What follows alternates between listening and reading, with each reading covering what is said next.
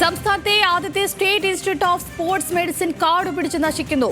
കോടികൾ ചിലവഴിച്ച് നിർമ്മിച്ച ഇൻസ്റ്റിറ്റ്യൂട്ടാണ് തെരുവ് നായ്ക്കളുടെ വിഹാര കേന്ദ്രമായിരിക്കുന്നത്.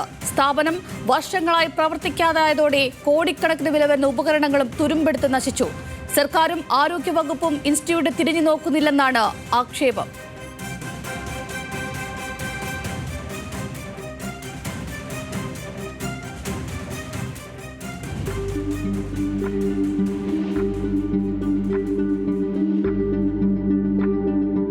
കായിക താരങ്ങളുടെ ശാരീരികക്ഷമത നിലനിർത്തുന്നതിനും പരിക്കുകളിൽ നിന്ന് മുക്തരാകുന്നതിനും ശാസ്ത്രീയമായ പിന്തുണ ലക്ഷ്യം വെച്ച് സ്ഥാപിച്ച കോഴിക്കോട് സർക്കാർ മെഡിക്കൽ കോളേജിലെ സ്റ്റേറ്റ് ഇൻസ്റ്റിറ്റ്യൂട്ട് ഓഫ് സ്പോർട്സ് മെഡിസിന്റെ അവസ്ഥ പരിതാപകരമാണ്. കായിക താരങ്ങൾക്ക് അന്താരാഷ്ട്ര നിലവാരത്തിലുള്ള ചികിത്സയും പുനരധിവാസ സൗകര്യങ്ങളും ഉറപ്പാക്കുക എന്നതായിരുന്നു 2013 ഇൻസ്റ്റിറ്റ്യൂട്ടിന്റെ പ്രാരംഭഘട്ടത്തിൽ ഉണ്ടായിരുന്ന ലക്ഷ്യം. എന്നാൽ വർഷങ്ങൾക്കിപ്പുറം ഇൻസ്റ്റിറ്റ്യൂട്ട് കാട് പിടിച്ചു കിടക്കുകയാണ്.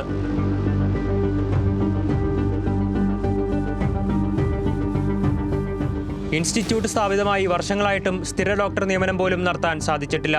ആവശ്യത്തിനുള്ള ഡോക്ടർമാരുടെ തസ്തിക ഒഴിഞ്ഞുകിടക്കുന്നു. മുഴുവൻ സമയ സ്പോർട്സ് മെഡിസിൻ സ്പെഷ്യലിസ്റ്റിനെയും നിയമിച്ചില്ല.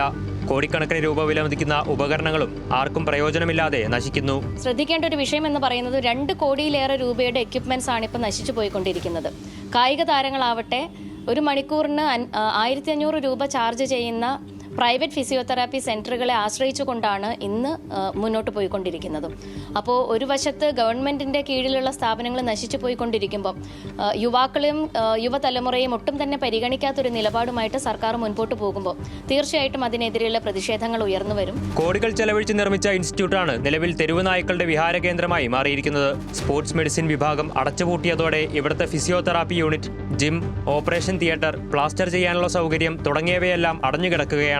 കേരളത്തിലെ കായിക പ്രതിഭകളെ സംരക്ഷിക്കാൻ state institute of sports medicine പോലുള്ള സ്ഥാപനങ്ങൾ അനിവാര്യമാണ്. സാമ്പത്തികമായി പിന്നാക്കം നിൽക്കുന്ന പ്രതിഭകൾക്ക് സ്വകാര്യ ആശുപത്രികളിലെ ചെലവേറിയ ചികിത്സകൾ താങ്ങാൻ കഴിയില്ല. അതിനാൽ സർക്കാർ ഇനിയെങ്കിലും വിഷയത്തിൽ ഇടപെടണം എന്ന ആവശ്യമാണ് ഉയരുന്നത്. ന്യൂസ് മലയാളം, കോഴിക്കോട്.